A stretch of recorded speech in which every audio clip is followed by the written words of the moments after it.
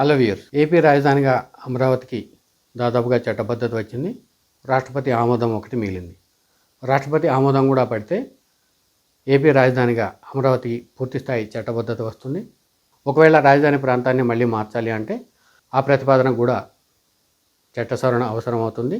ఇవన్నీ అసాధ్యం కాబట్టి ఇక ఏపీ రాజధానిగా అమరావతి శాశ్వతంగా ఉండిపోతుంది.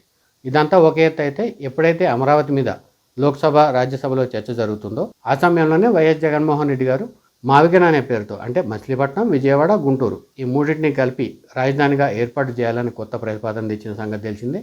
అయితే మావిగన్ ప్రతిపాదన మీద భిన్నాభిప్రాయాలు వచ్చాయి. భిన్నాభిప్రాయాలు అనే కంటే కూడా మెజారిటీ ప్రజల నుంచి కొంత వ్యతిరేకత వచ్చింది, కొంత ట్రోలింగ్ కూడా జరిగింది. కేవలం వైసీపీ అభిమానులు, అమరావతిని వ్యతిరేకించేవారు లేదా వైసీపీ నాయకులు, మరికొంతమంది వైసీపీకి అనుకూలంగా తమ గళం విప్పే సోషల్ మీడియా స్ట్రాటజిస్టులు అవ్వచ్చు లేదా సోషల్ మీడియా పేజ్ హ్యాండ్లర్స్ అవ్వచ్చు, వాళ్ళు మాత్రం మావిగన్ అనే ప్రతిపాదనను బలపరుస్తూ విశ్లేషణలు చేస్తున్నారు. ఇదంతా ఒక ఎత్తు అయితే, ప్రస్తుతం మావిగన్ ప్రతిపాదన మీద వైసీపీలో మరో చర్చ మొదలైంది. 2029లో కూడా వైఎస్ జగన్మోహన్ రెడ్డి గారు, అంటే వైసీపీ పార్టీ మావిగన్ అనే నినాదంతోనే ఎన్నికలకు వెళ్తుందని చెప్తున్నారు. అంటే అప్పటి వరకు ఈ మావిగన్ అనే పేరును ప్రజల్లోకి విస్తృతంగా చర్చకు తీసుకెళ్లేలా వైసీపీ తమ కింది స్థాయి క్యాడర్కు లేదా తమ సోషల్ మీడియా కార్యకర్తలకు కొన్ని ఇన్స్ట్రక్షన్స్ ఇచ్చిందని చెప్తున్నారు.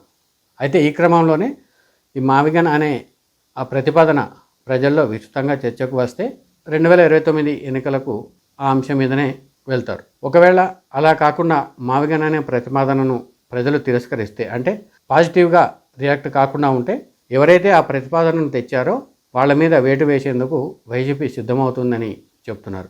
అందులో భాగంగానే ఈ మావిగన్ అనే ప్రతిపాదన వైఎస్ జగన్మోహన్ రెడ్డి సొంత ఆలోచన కాదని ఆ స్క్రిప్ట్ రాసేవాళ్ళు లేదా స్ట్రాటజిస్టులు ఈ పేరును ప్రతిపాదించారని చెప్తున్నారు. ఆ విషయానికి వస్తే వైసీపీకి గతంలో సజ్జల రామకృష్ణారెడ్డి గారు అన్ని తానే వ్యవహరించేవాళ్ళు. ఆయన కుమారుడు కూడా వైసీపీ సోషల్ మీడియా కార్యకర్తలకు ఇన్స్ట్రక్షన్స్ ఇచ్చేవారు. అయితే కొన్నాళ్ళుగా సజ్జల రామకృష్ణారెడ్డి గారితో పాటు చెవిరెడ్డి భాస్కర్ రెడ్డి కూడా వైఎస్ జగన్మోహన్ రెడ్డికి స్ట్రాటజిస్ట్గా వ్యవహరిస్తున్నారని చెప్తున్నారు. అంటే గతంలో సజ్జల రామకృష్ణారెడ్డి గారు మొత్తం తానే వ్యవహరించగా, ప్రస్తుతం సజ్జల రామకృష్ణారెడ్డి గారితో పాటు చెవిరెడ్డి భాస్కర్ రెడ్డి గారు కూడా ఆ ప్లేస్లోకి వచ్చారనే చర్చ జరుగుతుంది. ఈ ప్రకారం చూస్తే మావిగన్ అనే ప్రతిపాదనను కూడా చెవిరెడ్డి భాస్కర్ రెడ్డి స్వయంగా వైఎస్ జగన్మోహన్ రెడ్డి గారికి చెప్పారని వైసీపీ నాయకులు చెప్తున్నారు. తొలుత ఈ ప్రతిపాదనను వైఎస్ జగన్మోహన్ రెడ్డి పెద్దగా పట్టించుకోలేదని, అయితే మచిలీపట్నం, విజయవాడ, గుంటూరు ఈ 3 ప్రాంతాలకు కలిపి రాజధానిని ఏర్పాటు చేస్తామని చెప్తున్నాం కాబట్టి ఆ 3 ప్రాంతాల్లో కూడా వైఎస్ఆర్సీపీ పట్ల సానుకూలత వస్తుందని, రానున్న ఎన్నికల్లో అది చాలా ఉపయోగపడుతుందనే విధంగా చెవిరెడ్డి భాస్కర్ రెడ్డి వైఎస్ జగన్మోహన్ రెడ్డి గారికి సూచించారని చెప్తున్నారు. ఈ ప్రకారం చూస్తే మావిగన్ అనే ప్రతిపాదన ఒకవేళ ఫెయిల్ అయితే చెవిరెడ్డి భాస్కర్ రెడ్డి మీద వేటు వేసేందుకు కూడా వైఎస్ జగన్మోహన్ రెడ్డి సిద్ధంగా ఉన్నారని పార్టీ నాయకులు చెప్తున్నారు. మరి రానున్న కాలంలో ఈ మావిగన్ ప్రతిపాదన ఎంతవరకు వెళ్తుంది, ప్రజలు దాన్ని ఒక కామెడీగా తీసుకోకుండా సీరియస్గా ఎంతవరకు తీసుకుంటారు, ఆ ఎఫెక్ట్ ఎవరి మీద పడుతుంది అనేది చూడాలి.